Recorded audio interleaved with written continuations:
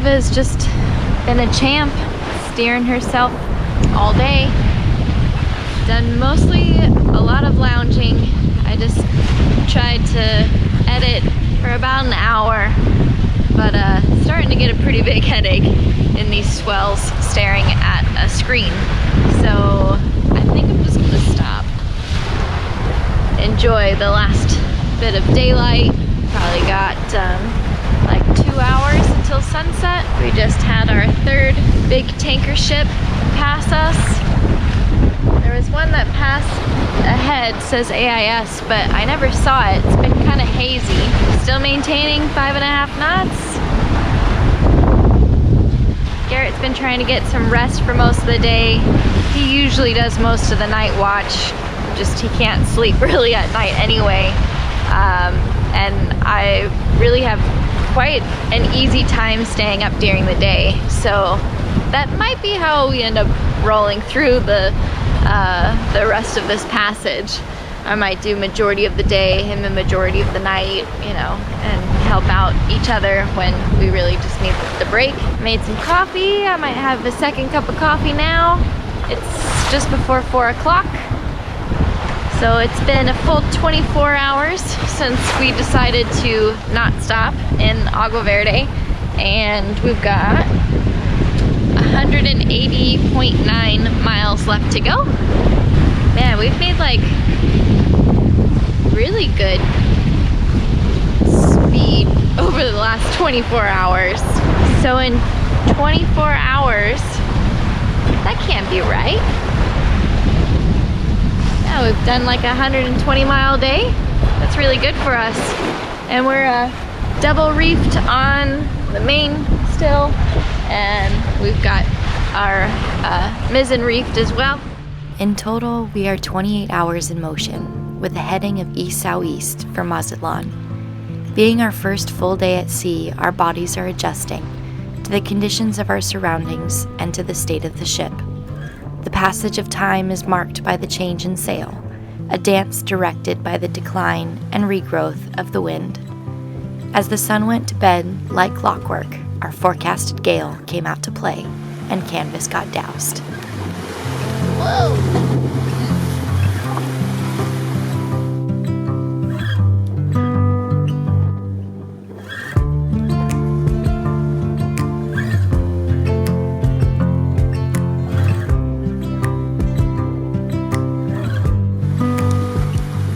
Still up in the sevens every now and then? Yeah. With less and less canvas, Red Aviva is still progressing at a decent clip, never struggling to make miles. As the seas pick her up, she seems suspended. Then as she's laid back down, she quickens. All the while, we balance speed and comfort by tailoring the sails. I wish we had that triple reef with me. Yeah. Like helpful in right now. between dumping the main and just going with the staysail. We're just gonna go ahead and drop the main and just sail downwind through the night with the staysail, because the wind is picking up and it's forecast to pick up higher. And we're getting a really like kind of not ideal sounding vibration in our prop shaft when we hit like above 6.5 knots. It's like 7 knots, it starts to vibrate a lot. So even with just the double reefed main, it's only the double reef main driving us. The staysail is just a balancing sail right now, but we're still doing 6.5, 7 knots and hitting up into like, you know, 7.4-ish. So until I can figure out what the source of that vibration is, I'd rather just slow the boat down. And plus, because we know that based on the last forecast we saw, it looks like it's still going to come up a bit from this, and didn't really sleep too much last night. I'd rather just have the mellow night, even if we go a bit slow, to just chill out, because the forecast showed this peaking overnight and then easing off tomorrow. So rather get it done while it's still light too.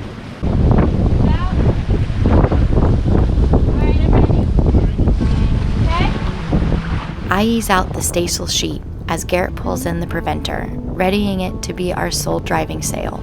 Then we get the main down. Alright, pull the gaff in. Garrett added the gaff fang, and this is only our second time employing it, and already it's proved invaluable. The hefty gaff rig main is arduous to lower, especially downwind and powered up. More? Yeah, keep pulling. Even with this addition, we struggled.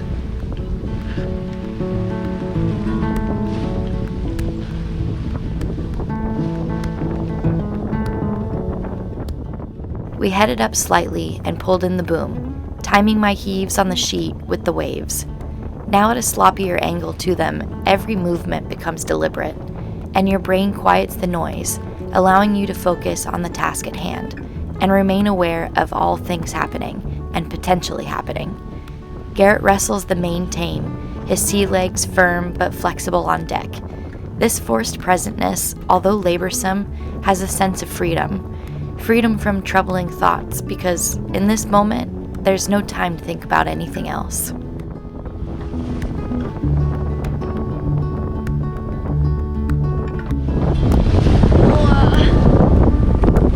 The seas just got bigger too while we were doing that. Look at these bad boys.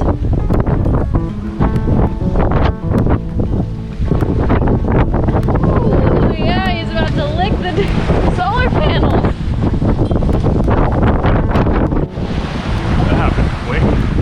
Did. Whoa. I don't like that. It's nice that we're slowed down now. Yeah. Much better motion. No, that was the best call. And I think just in time. Yeah.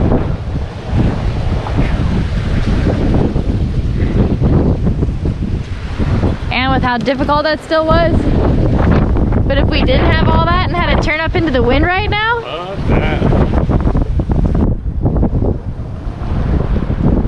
Alright, so we're riding with just the staysail now. Garrett's gonna try and get it into better position. But we've slowed down back to 5 knots. We're still dipping up to 6.7. But also going as low as 4.8. And yeah, the swell is definitely picking up, growing, and the wind is growing. Might be a long night. Right. And honestly, slower is better because it's kind of starts about here, and then further south of us it's stronger. Yeah. So We can even reef the staysail if we need to. yeah. Our position is still north of the predicted patch of stiff breeze, so slowing down, we might just be able to ride the tail of it. Woo. And of course I put on I put on socks right before that. They're soaked. We'll try and give you updates from down below. I don't have a decent microphone for this wind. Where's the hatch slide? It's underneath this, Can you get it from me? yeah, I think we should keep it in. keep it in. Thank you.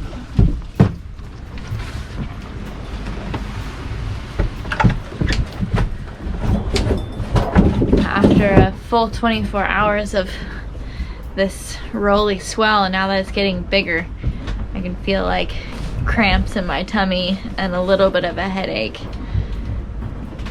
But thankfully that's about as seasick as I get, and Garrett hardly ever feels anything. He's definitely feeling a little bit of a headache earlier, but had one of the electrolyte drinks. He's feeling a little better. You don't realize how much of your body you're actually using even just sitting in swell like this. You're constantly like doing little sit-ups.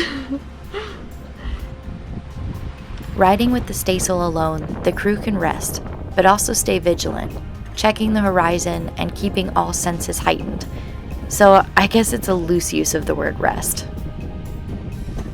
Well, I don't know how well you can see us right now, but we're hunkered in for the night. We got Red Aviva balanced out, and it's getting really snotty outside. it's forecasted to blow maybe 25 tonight, and the forecast so far has been super accurate. It's picking up exactly when it said it would. But we had to slow the boat down, like I was saying before. But now we've got her kind of locked in, and I don't know, like I was rambling about yesterday, it's kind of like a roller coaster outside, but come down below, it's actually really nice. It's pretty mellow, it's pretty quiet. Like there's a few things shifting around, but I mean the motion of the boat is really, really not bad at all now that we slowed her down a little bit. Yeah, it's definitely more boisterous maybe a few times throughout today. Mm-hmm. But right now this is really nice. Yeah. You step outside and you're like, oh shit, if it gets crazier, be prepared. Then you come down here and you're like, oh yeah, you know, it's just like, it's windy outside. I mean, yeah, Waves are tall. being down here, you would think that it's just like a mellow afternoon sail. Yeah, not too bad. Pretty crazy for just having the staysail up. Yeah, and we're still doing like 5 knots. Yeah, easily. We're probably still averaging 5.5 knots. I was contemplating tucking a reef into the staysail because we're still getting that vibration every now and then when we pick up to like high 6s, but I think it's few and far enough in between that I think she's riding really well right now. If things keep picking up more, I may put a reef in the staysail. We've got 2 reefs in the staysail, so at least the staysail's pretty easy to reef because we've got such a big foredeck. Yeah, it's not too precarious. Yeah, for sure. Like I think you made the best call taking down the main because that turned out to be a little bit more precarious than we expected. Yeah, I was like staring at it for a while. I was like, you should really just you know the forecast, you looked at it, it's been super accurate so far. You know it's gonna keep building, it's gonna hit 25, which means it could hit 30. Yeah. Like you should probably just reef it. And I'm like, oh, but we're sailing so good, like don't. And then I'm like, you know what, listen to your gut. You're gonna be really, really bummed if you if you don't listen to your gut, for sure. But that was perfect timing. Well, I mean, it was a little bit behind. A little late. Yeah. Because you didn't listen right. If I did it when I first started thinking about it, it would have been perfect timing. But yeah. Well, we'll see what the night brings. Just about 6:30. Night 2. 12 hours till this blows past. But we're still going so fast. Like, I mean, we're still going to be making awesome miles throughout the night, I think. And yep. Yeah. Just gotta hunker down and hold on. We got a good ship. All right. Well, we'll do an update in a little bit. Let you know how the boisterous night is going. The wind strengthened into the 30s, and a single reef staysail still had us traveling at 6 knots throughout the night. The wind then retreated as the sky lightened. East became obvious, and our pace became mellow.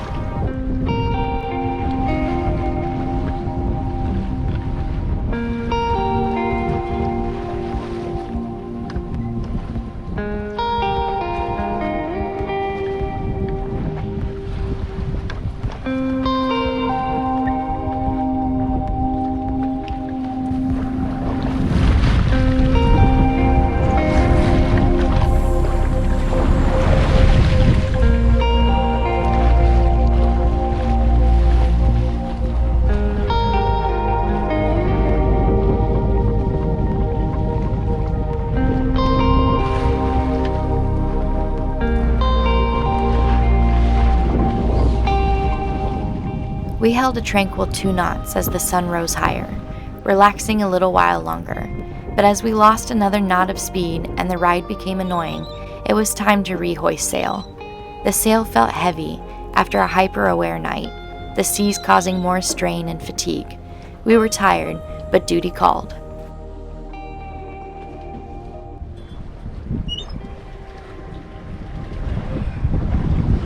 You sure you don't want to help? Sure you don't want to help?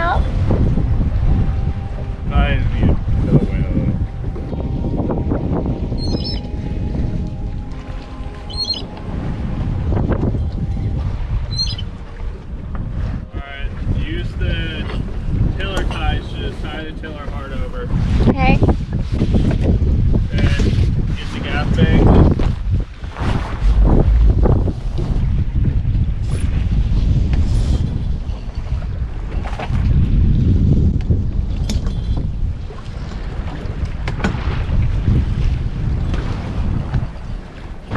Steers back on course. Okay.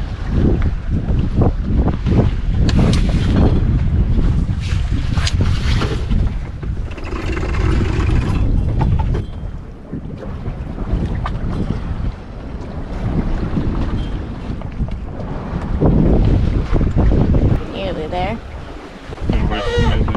Okay.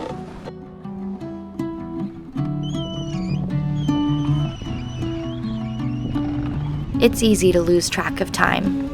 The day, all I see is shades of blue, our ship and the white froth of the swell that matches the clouds. My thoughts are inconclusive this moment. Do I like it?